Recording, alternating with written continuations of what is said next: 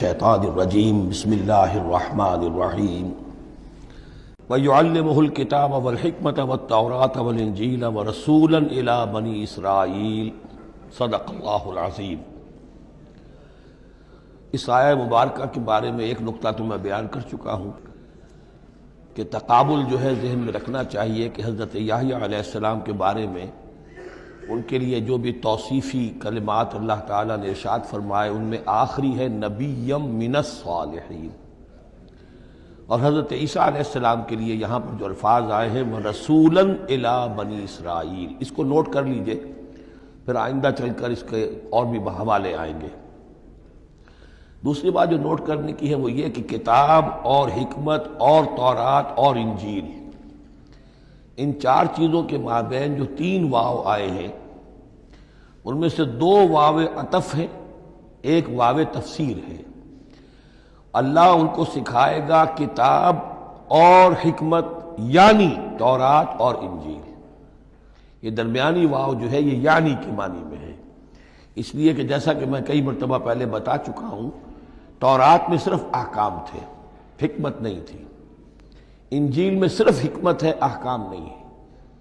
اور اسی نقطے کو سمجھ لینے سے ساری گتھی حل ہوتی ہے، اور اگر اسی کو نہیں سمجھا ہے لوگوں نے تو پھر بہت ان کے ذہنوں میں پریشانیاں رہتی ہیں۔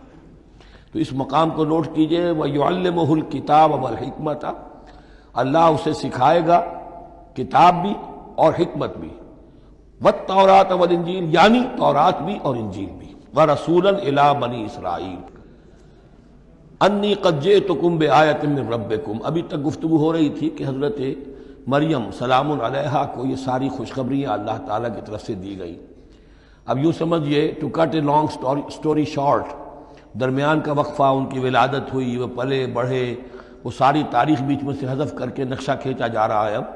کہ حضرت مسیح علیہ السلام نے اب اپنی دعوت کا آغاز کر دیا ہے۔ انی قد جئتکم بآیۃ من ربکم، میں تمہارے پاس آیا ہوں تمہارے رب کی طرف سے نشانی لے کر۔ انی اخلق لکم من الطین کہیئۃ الطیر، کہ میں تمہارے سامنے یا تمہارے لیے بناتا ہوں گارے سے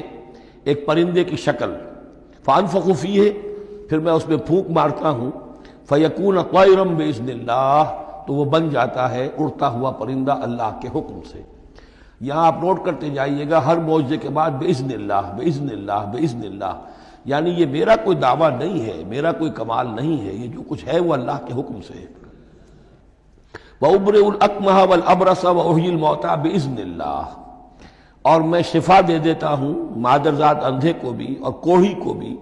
اور میں مردہ کو زندہ کر دیتا ہوں بِإِذْنِ اللَّهِ، اللہ کے حکم سے۔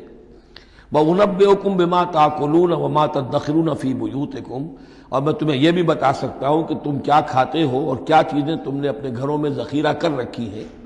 ان فی ذلک لآیۃ لکم، اس میں تمام چیزوں میں تمہارے لیے نشانی ہے، ان کنتم مومنین، اگر تم ایمان والے ہو یا ایمان لانا چاہو،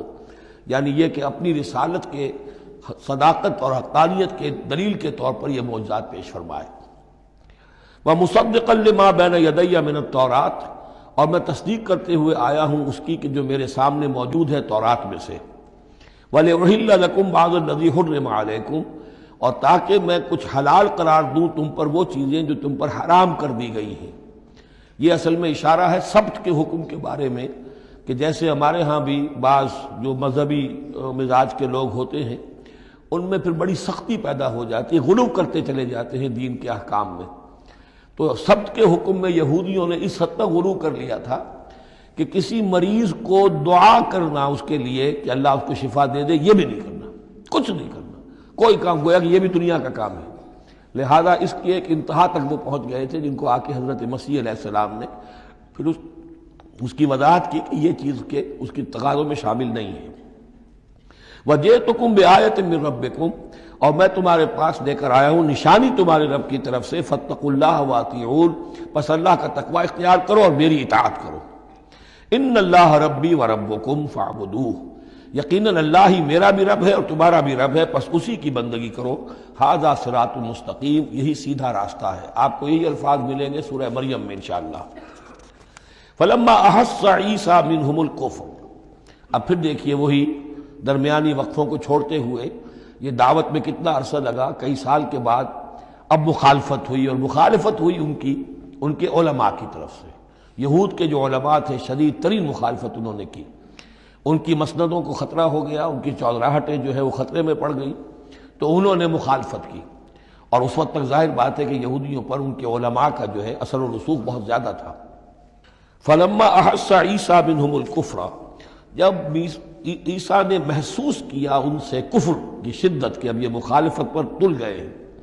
قال من انصاری الی اللہ، تو انہوں نے ایک پکار لگائی، ایک ندا دی، ایک دعوت عام دی، کون ہے جو میرے مددگار ہے اللہ کی راہ میں؟ یعنی اب جو کشاکش ہونے والی ہے، جو تصادم ہونے والا ہے، اس میں ایک حزب اللہ بنے گی اور ایک حزب الشیطان ہوگا، کون ہے جو میرا مددگار ہو الی اللہ، اللہ کے کام میں۔ یہی اصل اساس ہے دین میں کام کرنے کے لیے کہ اسی بنیاد پر کوئی شخص اٹھے کہ میں دین کا یہ کام کرنا چاہتا ہوں، کون ہے جو میرا ساتھ دے۔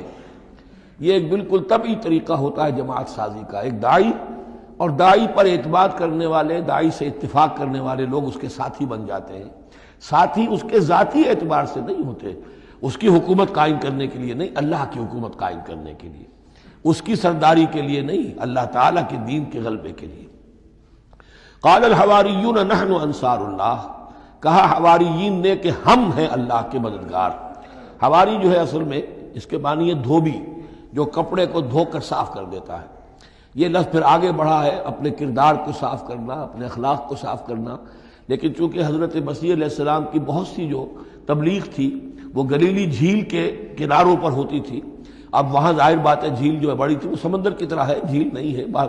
بہت بڑی جھیل ہے، تو وہاں وہ کبھی دھوبی ہوتے تھے، ان میں تبلیغ کرتے تھے، کہیں مچھیرے ہوتے تھے مچھلیاں پکڑنے والے، جا کے انہیں تبلیغ کرتے تھے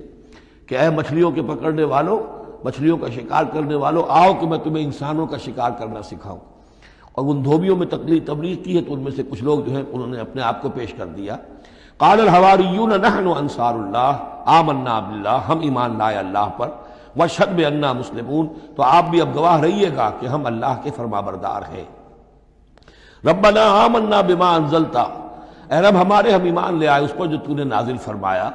واتبعنا الرسول، اور ہم اتباع کر رہے ہیں تیرے رسول کی، فاکتبنا مع الشاہدین، تو اے پروردگار ہمارا نام گواہوں میں لکھ لے۔ یہ گواہ یہی ہے کہ جو لفظ اختیار کیا گیا ہے اب عیسائیوں کے خاص فرقے کی طرف سے، یہواز وٹنسز، یہوا کا لفظ جو ہے وہ عبرانی میں خدا کے لیے ہے، خدا کے گواہ،